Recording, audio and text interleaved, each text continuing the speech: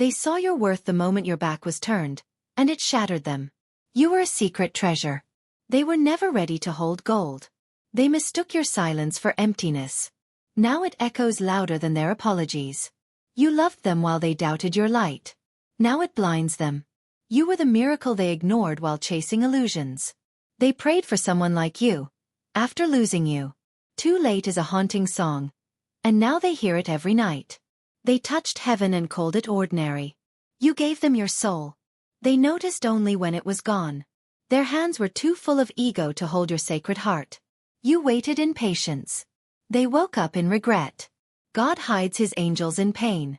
They didn't see until you healed. They tried to forget you. But the silence remembers. You were never hard to love. Just too deep to reach. They mocked your devotion. Now they crave your ghost. You warned them with your tears. They only listen to your absence. They feel your love now, carried by everything that reminds them you're not coming back. You were the one. They were the lesson. They called it too much. Now they beg for more. You walked away soft. But the silence hits like thunder. They tried to replace your soul. But echoes don't kiss back. They know now. No one looks at them like you did.